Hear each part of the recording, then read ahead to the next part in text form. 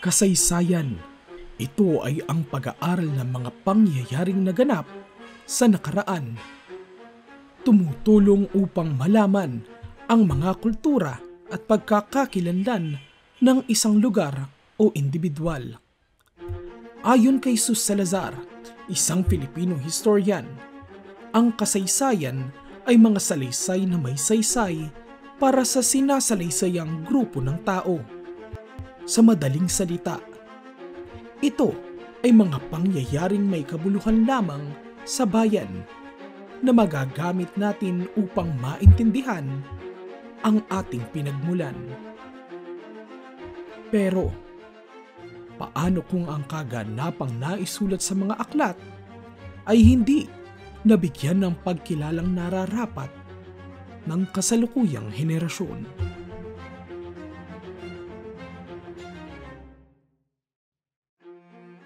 Mananatili na lamang bang walang saysay ang kasaysayang naisalaysay? Samahan niyo ko tuklasin ang kasaysayan ng mga tayabasin.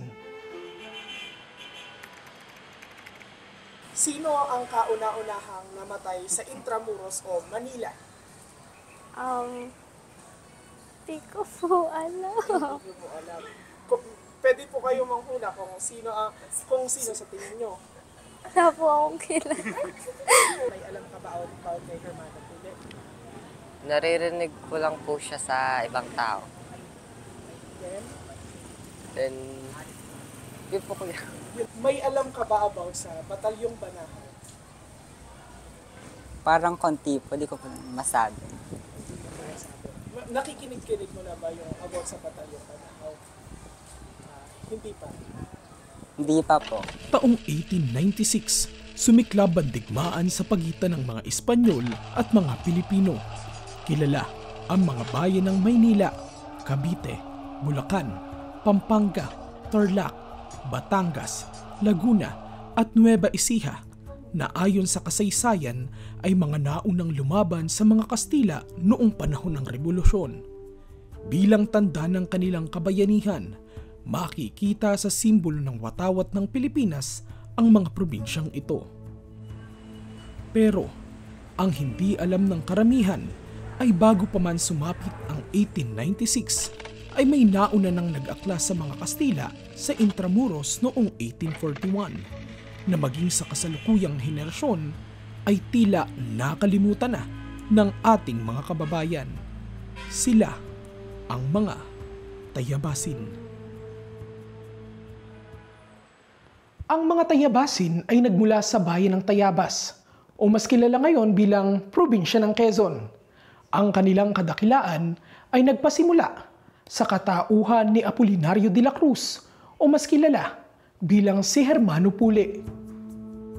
Si Hermano Pule ay hindi isang revolusyonaryo sapagkat ang pagiging bayani niya ay nakabase sa pagtatanggol ng ating kalayaan, hindi upang makipagdigma o makipaglaban. Dahil ang kanyang adhikain ay mabigyang kalayaan ng uri ng pananampalatayang mayroon tayo noon at ito ang Katolisismo.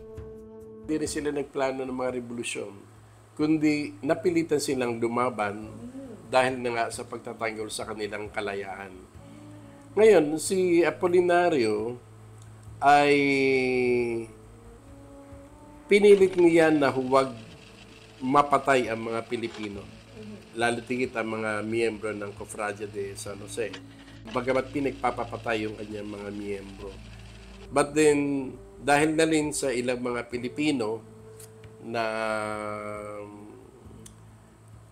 siguro hindi natin masabi kung para silipaning sa mga Kastila, ay nahuli din si Hermano Pule hanggang sa siya nga ay hinatulan, then pinaring squad, pinagputol-putol ang katawan. Sa kabila ng mapait na sinapit ni Hermano Pule sa kamay ng mga Kastila, naging daan ito upang mamulat ang ating mga ninuno na ipaglaban ang kalayaan ng ating bayan mula sa mga mananakop. Itong si Sargento Ireneo Samaniego na dati siyang isang kawal na Pilipino na panig sa mga Kastila ay nakita niya yung pinaglaban ni Hermano Puli at kung hindi ako nagkakamali, mga lahing Quezon din to mga ito. No? At nung makita niya yung pinaglaban at pinagpapatay itong mga miyembro ng Cofradia, nagsimula siyang pumalas sa mga Kastila at nagbuo nga siya ng kanyang grupo.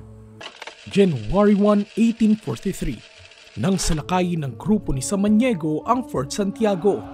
At dito nga unang namutawi sa bibig ng mga sundalong Tayabasin ang salitang independensya.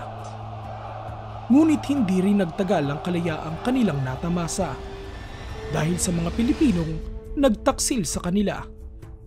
Mahigit 70 Tayabasin ang nahuli at pinatay sa Fort Santiago at ayon kay Sir Jojo Rañeses, sila ang kauna-unahang mga Pilipino na pinatay sa pamamagitan ng firing squad. Taliwas sa kaalaman ng nakararami na ito ay si Dr. Jose Rizal. Nagpatuloy ang paglaban ng mga Tayabasin para sa kalayaan ng ating bansa hanggang sa panahon ng pananakop ng mga Amerikano. At isa sa mga nakibaka noon ay ang Batalyong Banahaw. Taong 1898, nang ipinag-utos ni Pangulong Emilio Aguinaldo na bumuo ang bawat lalawigan ng mga batalyon upang magkaroon ng kaayusan sa pamamahala. Dito, nabuo ang Batalyong Banahaw ng Quezon Province na pinamumunuan ni na Colonel Maloles, Eustacio Maloles at General Marasigan. Ang ilan sa mga kasapi rito ay mga voluntaryong nakipagdigma kahit na walang karanasan sa pakikipaglaban para lang mapalaya ang ating bansa. Naka-assign siya initially sa pagpapatrol ng Banahaw area, pero may mga pagkakataon na pinapadala sila sa Maynila para makipaglaban sa mga Amerikano. So tapos na yung area ng nung 1898 na August, since sumuko na yung mga Kastila, ang hinaharap ngayon ng Batalyong Banahaw ay yung mga Amerikano naman. Marahil para sa ilan, nakakabagot ang pag-aaral ng kasaysayan, kung kaya't kalimitan itong binabaliwala at hindi binibigyang importansya, tulad na lamang sa nangyari sa magigiting na Tayabasin. Ngayon, ang gusto ko sana may parating sa buong lalawigan ng Quezon, una-una sana yung mapaigting natin ang pangangalaga ng kasaysayan. Yung mga kabataan, ina-encourage ko, magtayo kayo ng inyong mga historical societies. Kasi ang kasaysayan ninyo hindi nyo na pwedeng hindi nyo pwedeng ibalik. Ang pwede nyo lamang magawa diyan na i-dokumento ninyo, isulat ninyo. Yun lamang ang pwede ninyong gawin. Kasi kapag ang isang kasaysayang mahalaga ay hindi mo isinulat, yan ay darating pa mamamatay ang kasaysayang yan. Na dapat agad maaga isulat na agad ninyo kung ano yung mga kasaysayang nalalaman ninyo. Sapagkat pagdating ng panahon, papakinabangan yan ng mga darating na henerasyon. Tulad ng kasaysayan ng Tayabas, marami pang mga kwento ng kabayanihan ang hindi pa nadidiskubre sa iba't ibang lalawigan ng Pilipinas. Sa limitadong datos na mayroon tayo sa kasalukuyan, naway makatawag ito ng pansin sa kinauukulan. Huwag nating hintayin na tuluyang maglaho ang diwa ng kasaysayan sa puso't isip ng mga kabataan na siyang humubog sa ating pagkakakilanlan.